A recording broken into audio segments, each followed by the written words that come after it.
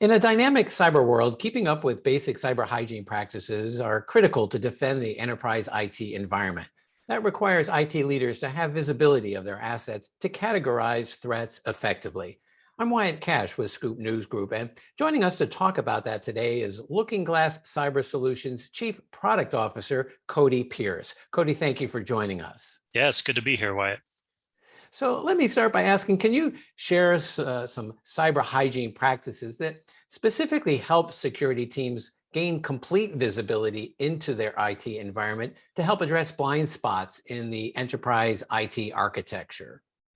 Yeah, certainly when we talk about visibility, we're talking about a fundamental pillar of your cybersecurity program.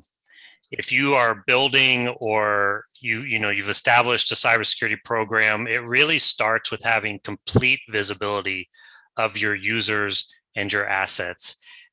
Without having that visibility, it's really hard to build a successful program on top of that or without that. If you don't know what you have, it's hard to know what you need to secure.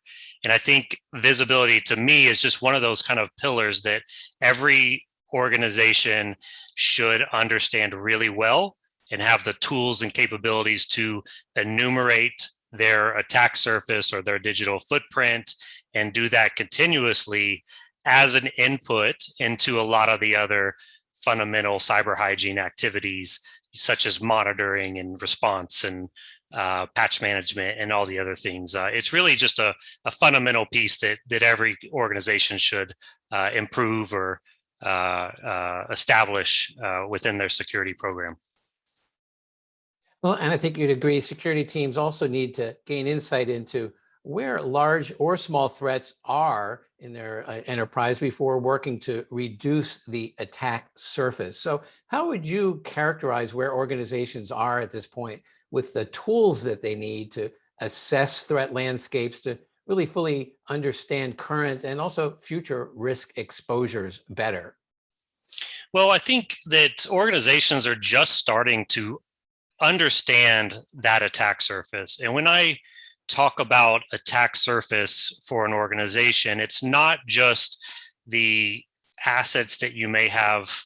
It includes your assets both internally in the cloud, if you've adopted the cloud, externally connected to the internet, your decentralized workforce, your work from home. It's a whole lot of different attributes or a whole lot of different things that you first have to have the visibility that we spoke of before.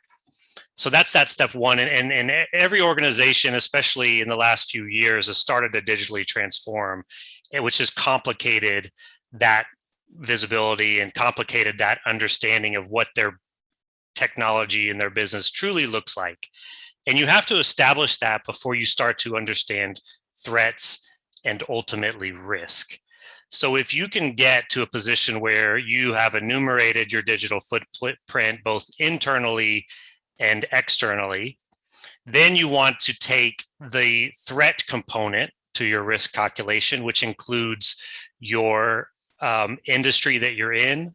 If you're in healthcare, your threat is different than if you're in finance.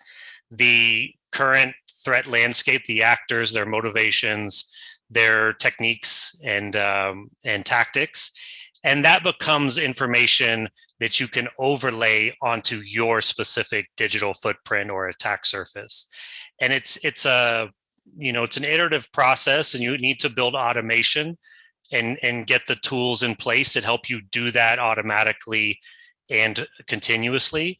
And then you start to kind of pull together a much better risk or contextualized risk tailored to your business individually.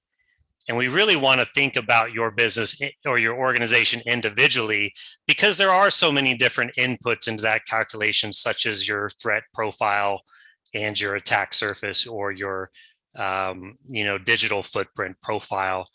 And it takes a little bit of establishing those things, but when you do, you start to have a lot more concrete understanding of the threats that you will face as a business, which then allows you to accept or mitigate that risk and communicate that to your executive teams or different business units so that you can effectively drive the change that reduces that risk.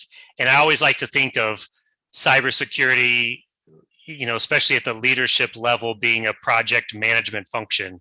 You are not effective in a lot of cases without the IT organization, your engineering organization, and others. And so you need to be able to contextualize that risk in fundamental ways tied to your business context and your risk appetite. And all that really starts with visualizing what you have, understanding the threats to your business, and then building from there. Well, and we know those things change dynamically day to day. So how is LookingGlass helping its customers be more proactive and productive about finding and defending against critical vulnerabilities? Well, you're absolutely right. That's a big sea change of cybersecurity, in my opinion. We've gone from, you had a closet of servers and you had physical wires and it didn't change. Someone would have to break in and take servers out, right? Like there was an easy way to understand the scale of your systems, and the regularity that you needed to perform some of these functions was a lot lower. Nowadays, we have gone through the transformation of the cloud. We have DevOps, we have continuous deployment. People will say that most companies are technology companies. We have work from home. So that idea of being able to to understand your technology 10 years ago to what we have now is completely changed. And the way that LookingGlass helps is to bring you closer to continually refining, discovering, assessing your IT operations regularly. So, in every case within cybersecurity, we might have done things quarterly at the most. In a lot of cases, you would have an annual pen test, or you would do your asset management every quarter, or half a year. Now you need to start bringing that as far down as you can to weekly or daily. And so what LookingGlass has built is the ability to take that massive undertaking of discovering your assets, analyzing the threats, delivering contextualized risk, doing that at scale with the modern, IT operations, or, whatever your digital transformation journey is, and doing it in a way at scale that allows your people to manage that exponential amount of scale and information and asset information.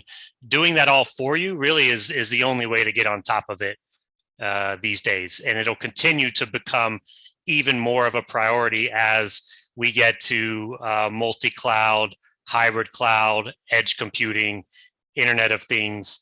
Once everyone's cars are connected to the internet, you're going to have to be able at minute to hour levels understand your attack surface, understand your risk, and empower your teams to make the right decisions with the automation of someone like a LookingGlass to give them the leg up on the attacker. Finally, Cody, for our listeners in government agencies, what would you say is important, or maybe a little different, in how IT leaders should be thinking about cybersecurity risk management? I think a lot of what we talked about applies to government agencies, except at a much bigger scale. So it's even more critical to be able to take that information, apply it to a potential third party, or a different agency, and help them become more secure by implementing some of those different processes at scale. And I have a good example here. There's a government agency was helping, LookingGlass was helping a government agency with the transportation sector.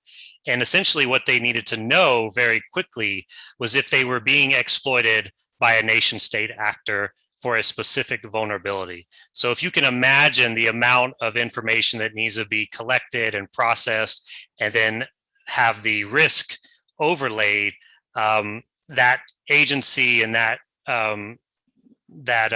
sector was able to use LookingGlass to do that in minutes and come out with the right guidance and the right action across a whole sector.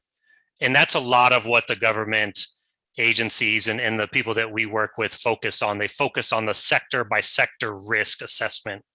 And that starts a lot of times with our outside in attack surface monitoring and risk assessment. And so you can do that. And for the, the government agencies, being able to do that at scale by sector is really, really powerful.